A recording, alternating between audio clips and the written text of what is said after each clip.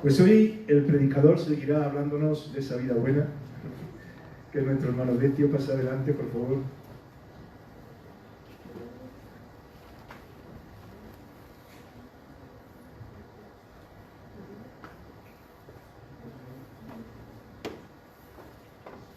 Todo tuyo, oramos, que Dios te bendiga. Padre, sabemos que como hemos orado con los niños, seguimos orando por cada uno de nosotros. Necesitamos estar viviendo en esa vida que tú nos das, en esa vida que es la mejor, y sabiendo dónde tenemos que poner los ojos.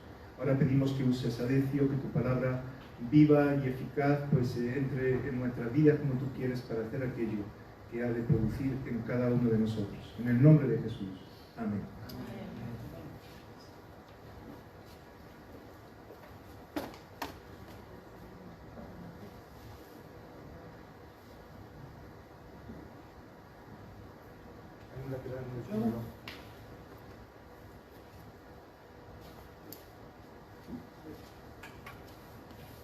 Perfecto, buenas.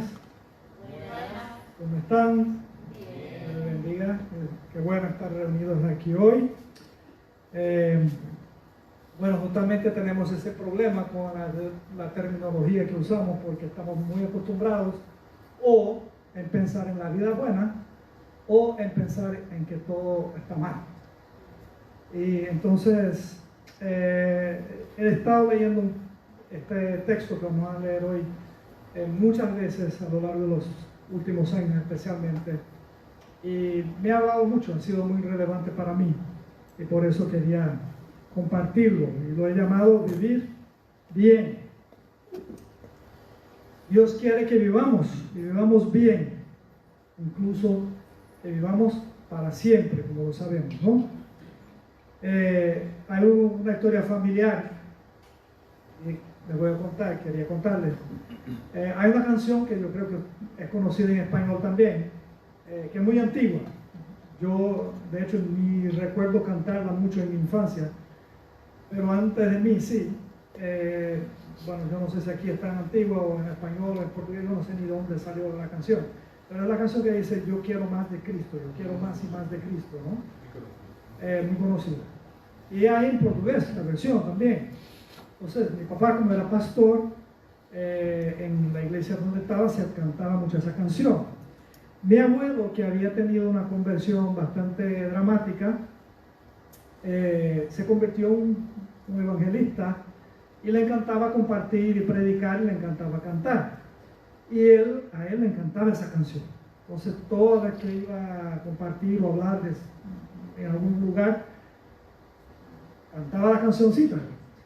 Entonces un día mi hermano mayor, no era nacido todavía, ese es el chiste familiar, está sentado en la iglesia, y mi abuelo canta la canción, y él, cansado de escuchar la misma canción, le dice a mi mamá: mami, ¿qué es lo que abuelo quiere más? Quería, ¿verdad? Entender un poco, era muy pequeño, no entendía por qué repetía tanto esa canción y ese tema de que quería más de Cristo. Vivir bien es vivir con Cristo, para empezar. Bueno, le voy a dar el fin del mensaje al comienzo. Pero vamos a leer Efesios 2, del 1 al 7. Si puedes buscarlo en su Biblia o en su móvil, en su versión, la versión que estás acostumbrado a leer.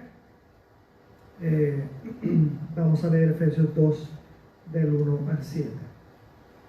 Dice así: a ustedes Él les dio vida cuando aún estaban muertos en sus delitos y pecados, los cuales en otro tiempo practicaron, pues vivían de acuerdo a la corriente de este mundo y en conformidad con el príncipe del poder del aire, que es el espíritu que ahora opera en los hijos de la desobediencia.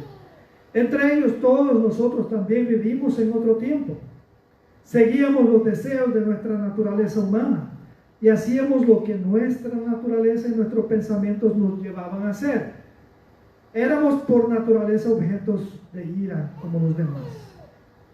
Pero Dios, cuya misericordia es abundante, por el gran amor con que nos amó, nos dio vida junto con Cristo, aun cuando estábamos muertos en nuestros pecados, y también junto con Él nos resucitó y asimismo nos sentó al lado de Cristo Jesús en los lugares celestiales, para mostrar en los tiempos venideros las abundantes riquezas de su gracia y su bondad para con nosotros en Cristo Jesús. Interesante que en ese pasaje Pablo enfatiza y repite lo mismo dos veces. Dice que cuando estamos muertos nos dio vida, y vuelve en versículos 4 y 5 otra vez, es decir, que cuando estábamos muertos nos dio vida. Quiere enfatizarlo. He observado que Pablo es el apóstol de los superlativos. A él le gustan mucho palabras que exageran en un sentido, en el buen sentido, palabras que dan fuerza, que ponen énfasis. Si no me funciona, me ayudan. Ahí está. Abundante, inmensurable, profundidades, mucho más allá, grandezas, riquezas. Él usa mucho esas expresiones en sus prédicas, en sus textos, en sus cartas. Así que es interesante que Pablo quería hablar de una cosa con un significado muy profundo y utiliza palabras que le ponen mucho significado y mucho peso a las cosas. Este es un pasaje que nosotros leímos, estudiamos hace unos años en nuestra iglesia, y yo entonces cada cierto tiempo, nuestra iglesia en Puerto Rico, cada cierto tiempo vuelvo a este pasaje porque me habla mucho y pienso mucho en mí mismo, lo que pasó mucho en mi vida. Cada vez que leo este pasaje, vuelvo a pensar en qué pasó en mi vida, cómo fue ese proceso de Dios cambiarme a mí, darme a mí una vida que con su proceso se ha ido transformando en una vida buena, una vida abundante. Me trae a la mente la canción de Jesús Adrián Romero: ¿qué sería de mí si no me hubieras alcanzado? Y estoy seguro que cada uno de nosotros podría relacionarse con ese concepto, ¿no? De que nuestra vida ha sido transformada de una forma poderosa por el Evangelio. Recuerdo una experiencia muy bonita que me marcó, y no la cuento como siendo algo para mostrar que yo soy especial, yo soy diferente. Yo sé que todos ustedes tendrían historias o tienen historias como estas, muy parecidas y con el mismo aspecto, ¿no? Pero yo estaba trabajando en una empresa en Puerto Rico por un tiempo, y me tocaba a veces salir con algunos empleados de la empresa a ir a ver a algún cliente, y nos íbamos en un vehículo de la empresa, iban 2 otras personas en el vehículo y yo también. Y la primera vez que salí con unos muchachos del trabajo, bueno, yo antes de esas salidas me acostumbraba a sentarme para almorzar con ellos en un almacén inmenso que había en la empresa, y había una mesa grande. Ahí me sentaba y comía con ellos y los escuchaba con sus historias, sus conversaciones y algunas palabras que a mí como que me caían fuerte, ¿no? Usaban sus expresiones y sus palabras comunes para ellos. Y me escuchaban a veces y conversábamos, y fue interesante el proceso, ¿no? Ese día que salimos, fuimos a atender a un cliente, íbamos en el vehículo. Ellos dos se conocían mucho más que nosotros, entre ellos y yo, pero entonces iban en su conversación, hablando y contando y todo eso. En un momento paraban, me hacían una pregunta o yo decía alguna cosa, y en algún momento hacían alguna intervención y decían alguna cosa, y llegaban hasta el punto de decir una de sus pesadas palabras, y no la decían. y volvía y continuaba la conversación, y llegaban a algún momento en que iban a decir una de sus palabras fuertes y no la decían. Y fuimos y volvimos, 2 viajes de 1 hora y media de ida o como 1 hora y media de vuelta, y lo mismo pasó. Y yo me quedé pensando, qué extraño, ¿por qué aquí cuando estamos sentados en este ambiente, entre los tres, no se atreven a decir palabras que normalmente dicen entre sí? Yo pensé, bueno, creo que ya saben quién soy yo, sabían de dónde yo venía, yo era creyente, y no se atrevían a decir aquellas palabras. Eso me habló de que vieron algo en mi vida. Algo había que les habló, que les hizo algún sentido y empezó a impactarles de alguna forma. Y yo creo que nuestra vida, cuando la vivimos bien, es una vida que es transparente, que es visible, que brilla en el mundo en que estamos y hace ese tipo de impacto en este mundo. Me encanta la versión de Efesios en la Reina Valera, y también ahora estoy leyendo en la Reina Valera contemporánea, la Reina Valera 60 y la Reina Valera contemporánea. Ambas empiezan con buenas noticias. Si te fijas, ellas empiezan diciendo, Él nos dio vida aun cuando.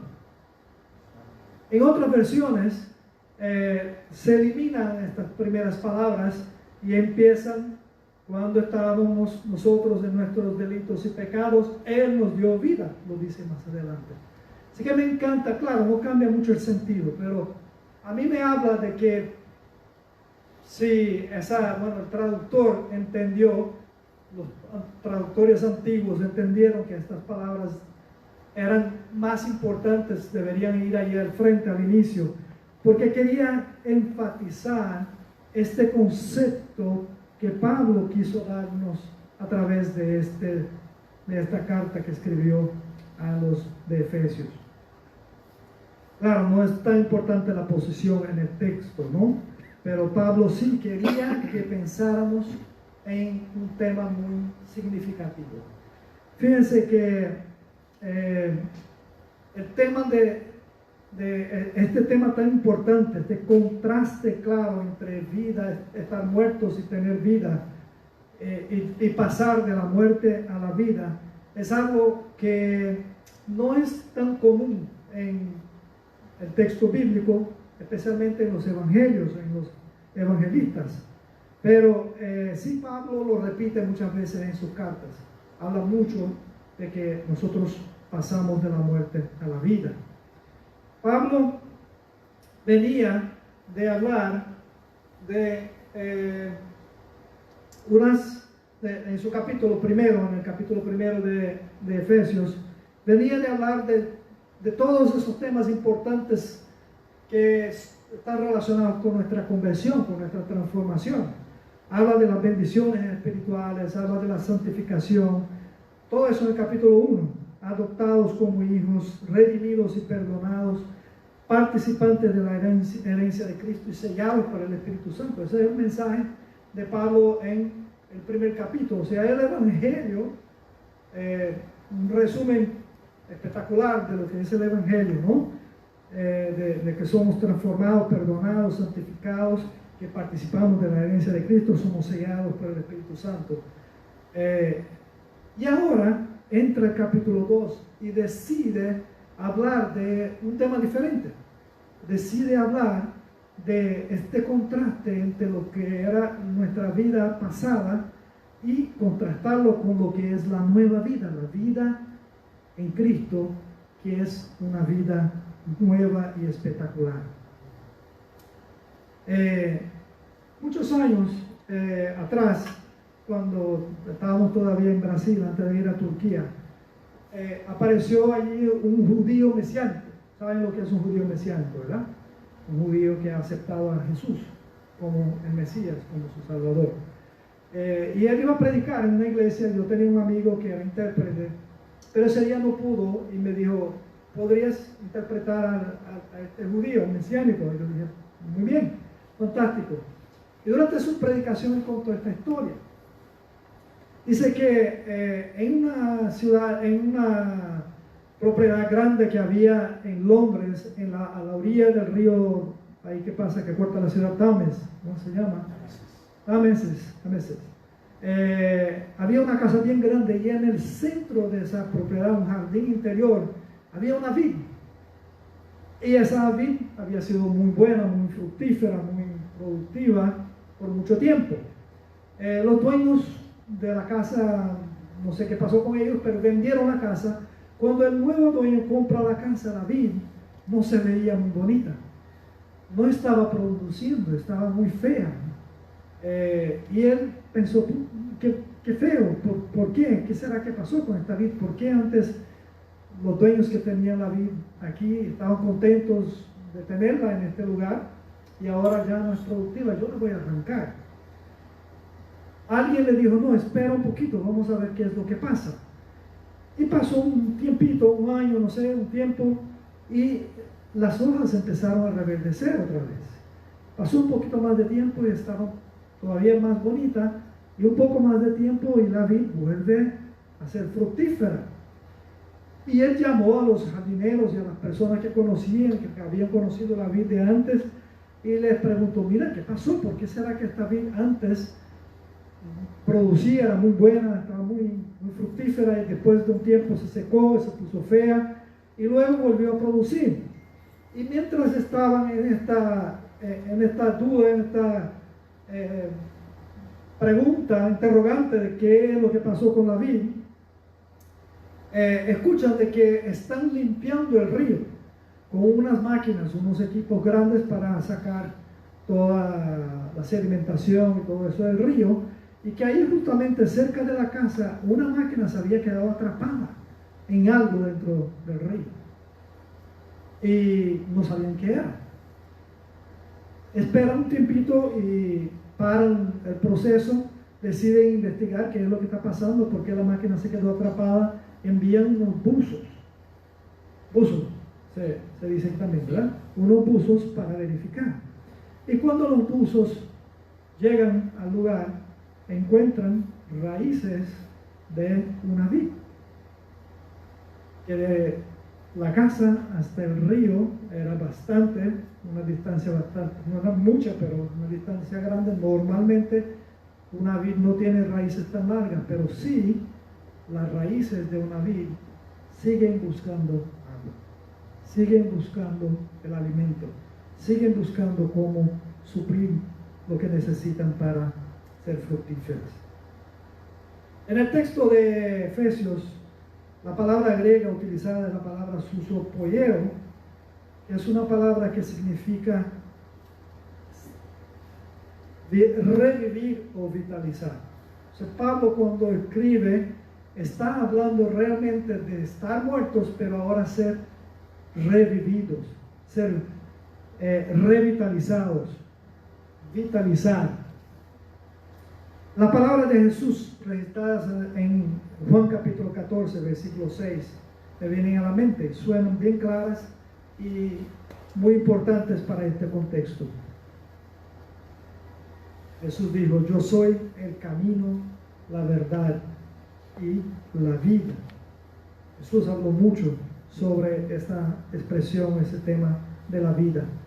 La palabra en ese texto, la palabra que los autores del Evangelio registraron como la palabra de Jesús, es la palabra zoe, que significa vívido, o que está viviendo más allá de lo simplemente corporal. Está vivo, no solamente porque tiene un cuerpo que se mueve, sino que tiene un alma, tiene un corazón, tiene relaciones, tiene familia, tiene comunidad, se relaciona con personas, tiene sentido, tiene propósito de vida. Más adelante, bueno, en otro pasaje, Jesús, sus palabras en el Sermón del Monte, Mateo capítulo 6, versículo 25, dice, no se preocupen por la vida, ni por lo que comerán o que beberán, ni con qué cubrirán su cuerpo. ¿Acaso no vale la vida no vale más que el alimento, no vale, a ver, ¿acaso no vale más la vida que el alimento y el cuerpo más que el vestido? Y aquí los autores del Evangelio utilizan la palabra psuque, que se refiere a la vida interior, al ser interior. O sea, no vale nuestro ser, lo que somos, lo que sentimos, lo que está pasando en nosotros, nuestros sueños, nuestros propósitos, más que el alimento o más que la ropa. Es muy interesante que ninguno de los tres pasajes utilizan la palabra bios, que era la palabra más común utilizada en el griego de la época para referirse a la existencia humana.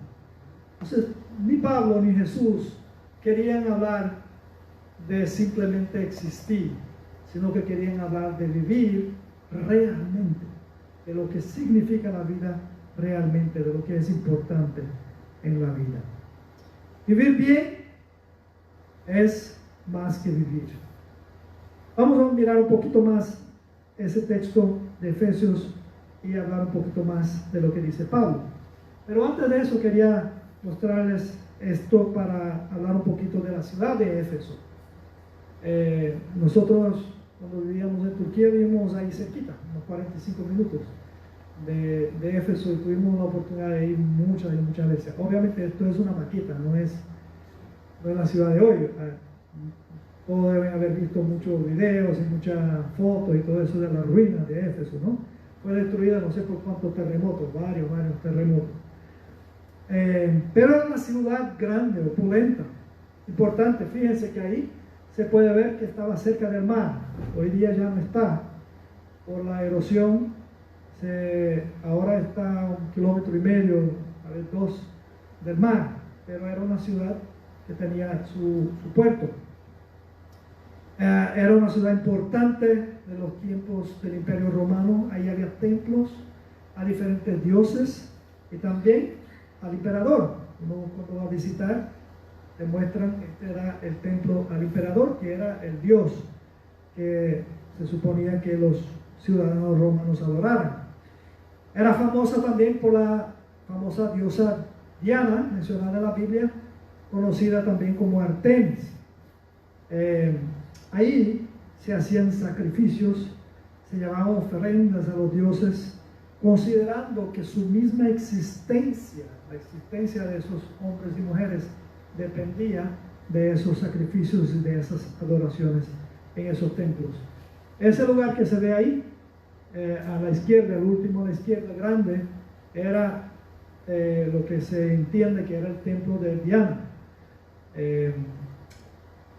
la diosa de los efesios. Hay que leer ese pasaje, ¿no? Porque los efesios se enojan cuando Pablo hace referencia a que había que terminar había que parar de fabricar las imágenes de la diosa, y entonces eso iba a destruir su negocio, ¿no? Era un asunto económico también. Pero hoy día eso es lo que queda del templo de Diana. Una columna, que de hecho la tuvieron que poner, la tuvieron que levantar. No estaba así. Todo fue destruido. No había vida. No era real. No era duradero. No tenía que ver con realmente el sentido de la vida, el interior del hombre. Era puramente religiosidad exterior.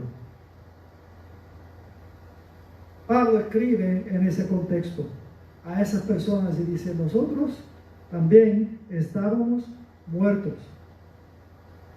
A esos habitantes de Éfeso les dice: nosotros también estamos muertos en nuestros delitos y pecados. Así como en esa ciudad donde hay tanto templo y tanta adoración, pero no resulta en nada, no transforma, no cambia, no hace diferencia en la vida.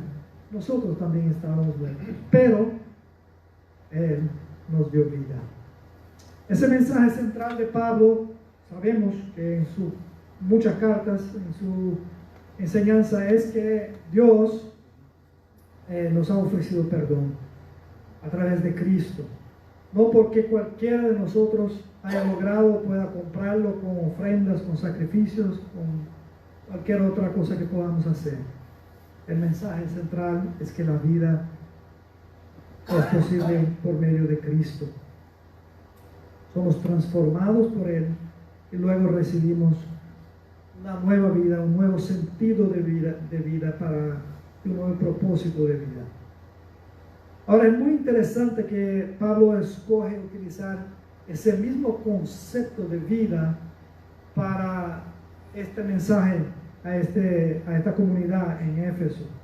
Él no quería hablar solamente de todo lo que ya habíamos recibido en Cristo, sino que quería hablar de que hay algo nuevo, hay algo especial, hay algo maravilloso que nosotros recibimos cuando recibimos a Cristo. Él no toca el tema de la resurrección aquí, que más adelante sí tocó, y que fue en un sentido la mecha que prendió el fuego que eventualmente lo llevó a la muerte, a ser condenado a la muerte. No fue el tema de la resurrección cuando lo levantó allí en la discusión, y que no no era el juicio todavía, estaba hablando frente a los gobernadores y levantó el tema de la resurrección, y de ahí entonces lo llevaron eventualmente a Roma y ahí murió.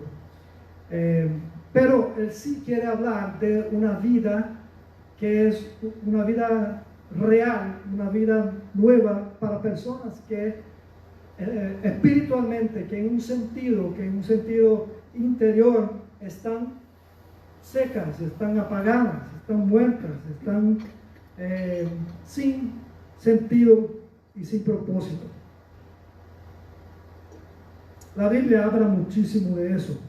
Desde el comienzo hasta el fin, Dios nos da palabras sobre la vida que Él creó y la vida que Él nos quiere dar, y va a través de toda la Biblia hablando del tema vida. Empieza en Génesis hablando de que Él sopló la vida, sopló el aliento de vida al hombre, ¿no? Nos dio vida. Luego dice en Génesis capítulo 2 todavía, que en el huerto que Él creó, ese lugar espectacular donde quería que viviéramos, Él puso un árbol de vida, el árbol de la vida.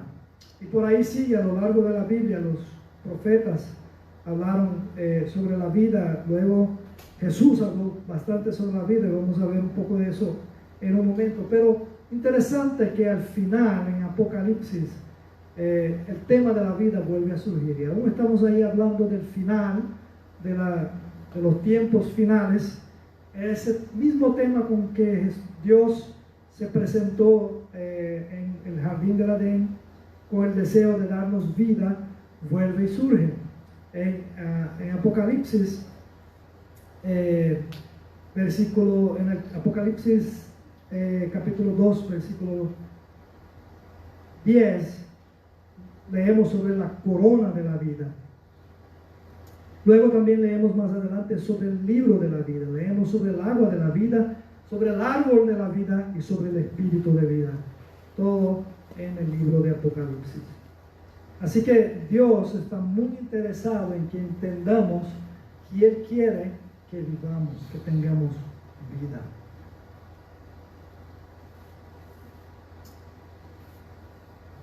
Cuando Dios se presentó a Moisés, utilizó unas palabras famosas, un nombre famoso. Le dijo que se llamaba el Yo Soy. Yo soy el Yo Soy. Y sabemos que Jesús utilizó esas mismas palabras durante su... ¿Qué pasó? Jesús utilizó esas mismas palabras a lo largo de su ministerio en la tierra, entre nosotros, varias veces. Y Juan registra 7 veces que Jesús utilizó la expresión, el nombre de Dios, refiriéndose a su deidad. En Juan 6:35 Él dijo: yo soy el pan de vida. En Juan 8:12 Él dijo: yo soy la luz del mundo. El que cree en mí tendrá la luz de la vida. En Juan 10:7 dijo, yo soy la puerta de las ovejas. Yo he venido para que tengan vida. En Juan 10:11 dijo, yo soy el buen pastor que da la vida por las ovejas. Juan 11:25 dijo, yo soy la resurrección y la vida. Juan 14:6 dijo, yo soy el camino, la verdad y la vida. Juan 15:1 dijo, yo soy la vid verdadera, todo el que cree en mí vivirá. El pan de vida habla de la vida física, una vida física sana. La luz del mundo apunta a una vida mentalmente sana. La puerta de las ovejas apunta a una vida bajo su cuidado. El buen pastor apunta a una vida restaurada en su relación con Dios. La resurrección y la vida apunta a la vida eterna. El camino, la verdad y la vida apunta a una vida con rumbos claros. Y la vida verdadera apunta a una vida satisfecha en sus necesidades más profundas. Así que la vida que Dios quiere que tengamos es una vida muy distinta, mucho más amplia de lo que acostumbramos pensar. Es una vida verdadera, es una vida buena. En el texto de Efesios, para concluir, vamos a hablar de 6 verdades que Pablo nos presenta ahí. Hay muchas más en sus libros y hay muchas más verdades sobre la vida. Primero, esta vida solo es posible por medio de Cristo.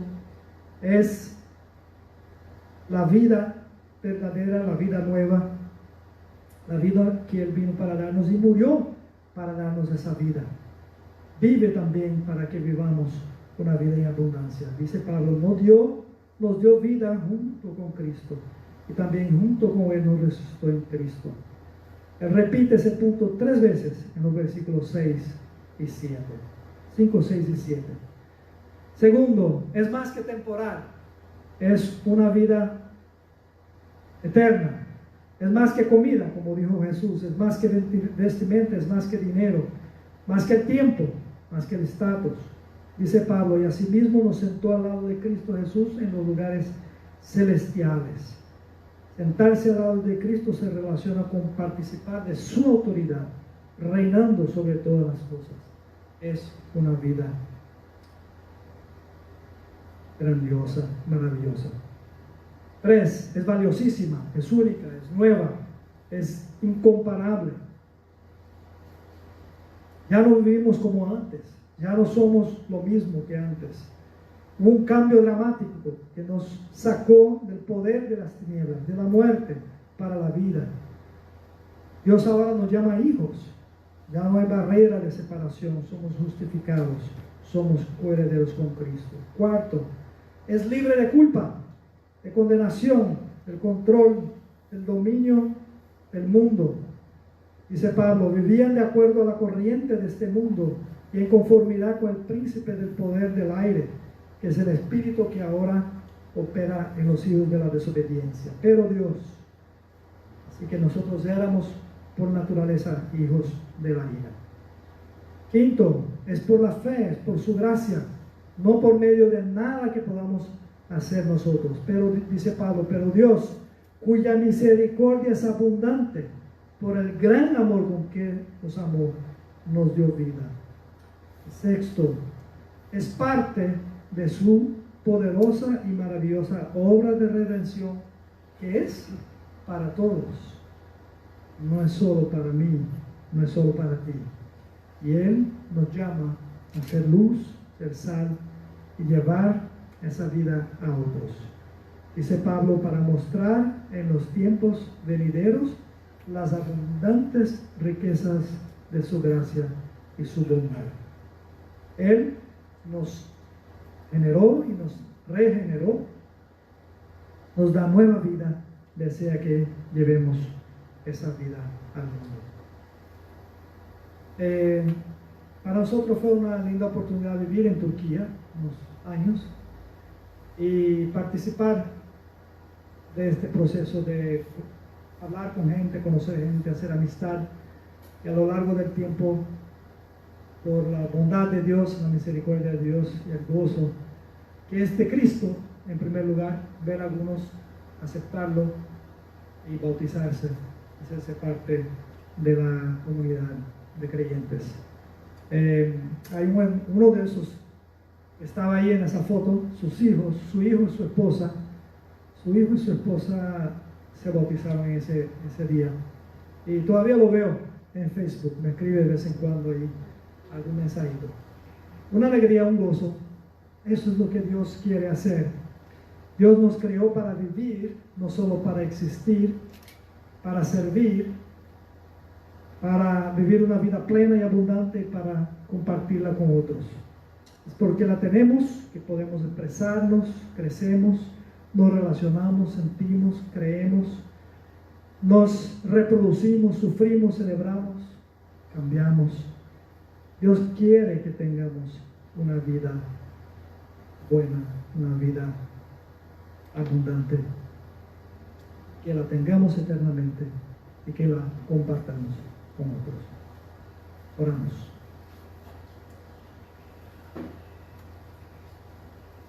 Querido Dios, qué hermoso, Señor, que hablas en tu palabra tanto sobre esta vida. Es mucho más que el simple existir en este cuerpo. Es una vida transformada, una vida libre, una vida real, aún en medio de las circunstancias, en medio de los problemas, como cantamos muchas veces. Pero ¿qué sería de nosotros, como canta Jesús Adrián Romero, si no nos hubieras alcanzado, nos hubiera transformado y nos hubiera permitido encontrar un sentido, un propósito, una vida real, una vida que podemos decir que es vivir bien?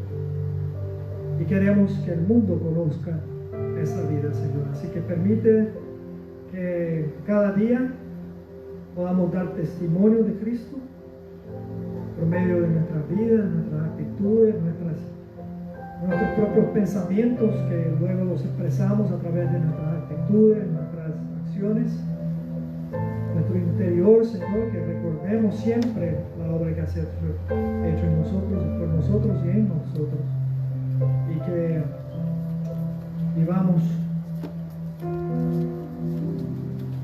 con gozo y una vida que brille en un mundo de tinieblas, en un mundo donde hay tanta gente seca y triste y sin sentido y sin propósito, y atadas por el poder del pecado. Ayúdanos, Señor, a ser testimonio, ser de testimonio, compartirla, experimentarla y compartirla para tu gloria, Señor.